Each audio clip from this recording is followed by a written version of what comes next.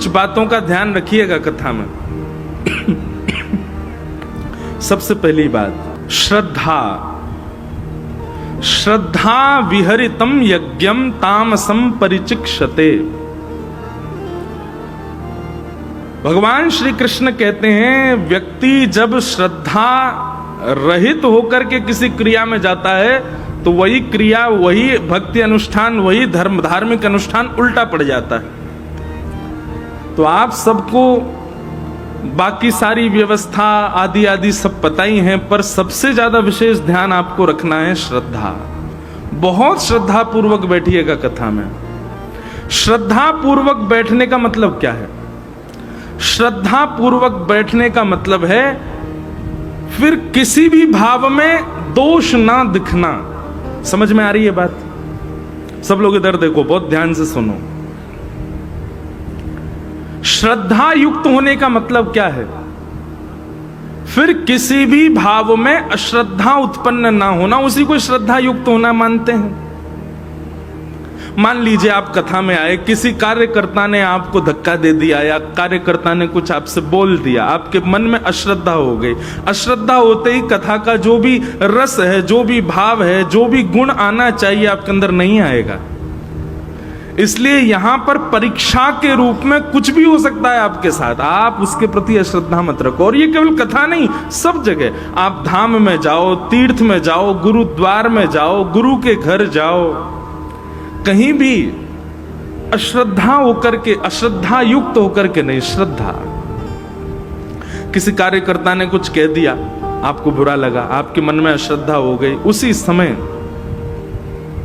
कथा का जो भाव है वो आपके मन में आ नहीं पाएगा। दूसरी बात, कथा सुनते सुनते वक्ता के वक्तव्य में ऐसी कोई बात आई जो आपके विचारधाराओं से विपरीत है। अब यहां तो सब प्रकार की चर्चा होगी, इतने श्रोता, सबके मन के भाव कहे जाएंगे, लेकिन आपको कोई बात अनुचित लगे और आपके मन में अश्रद्धा हुई तो फिर कथा का जो रस है वो चित्त में समाविष्ट नहीं हो पाएगा। किसी श्रोता के भाव से, किसी भजन के भाव से, किसी प्रसाद के भाव से, किसी भी रूप में आपके चित्त में यदि अश्रद्धा आई तो कथा का भाव नष्ट हो जाएगा। कथा का भाव क्या है? श्री कृष्ण। कथा से और कुछ नहीं मिलेंगे, श्री कृष्ण ही मिलने वाले हैं। और यदि अश्रद्धा चित्त में आ गई तो निश्चित है कि ठाकुर जी नहीं मिल पाएंगे। इसलिए श्रद्धा युक्त होकर के बैठिएगा। कुछ भी ऐसा होता है जो आपके मन के मुताबिक नहीं है, उसको परीक्षा मान करके हल कीजिएगा, परीक्षा मान करके सह लीजिएगा, पर अश्रद्धा चित्त में नहीं आने दीजिएगा। अब कहो तो निकल के बाहर गए, चप्पल ही कोई चुराई ले गया, आपके मन में अश्रद्धा आ गई, काय को आना, कथा में इससे बढ़िया घर पे ही सुन लेंगे। चप्पल उड़ गई हमारी, इतनी महंगी 200 रुपए की लाए थे, कोई चुरा ले गया, अश्रद्धा हो गई। अश्रद्धा नहीं। दूसरी बात, स्थान युक्त करके बैठिए। जहां पर प्रथम दिन बैठे, अब हमें तो पता अभी लगा कि यहां पर कुछ वीआईपी वीवीआईपी लोग भी हैं, सब अपने अपने रूप में जैसे बैठे हैं।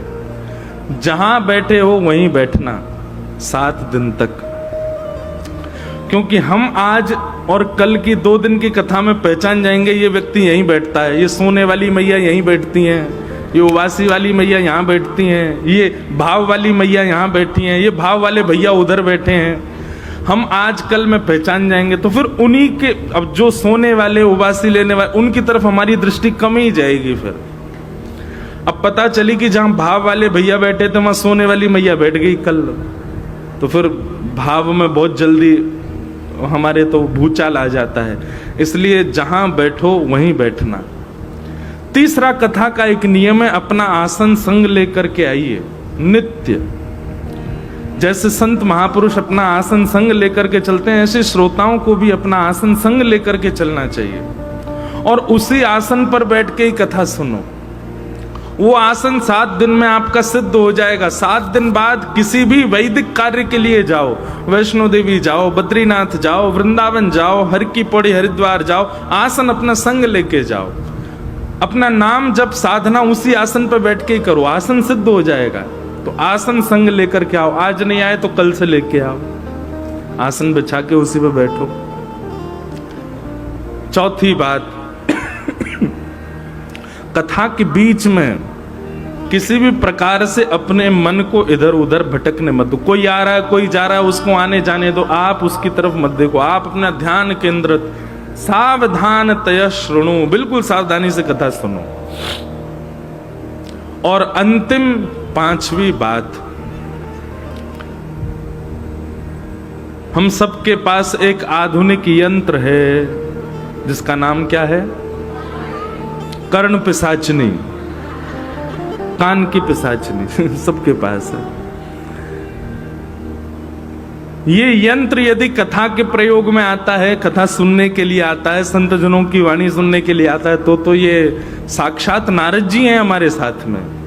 लेकिन इसका प्रयोग केवल फालतू की चीजों के लिए है, तो ये कर्ण पिशाचनी, इसको जितना हो सके फ्लाइट मोड पर ही रखिएगा।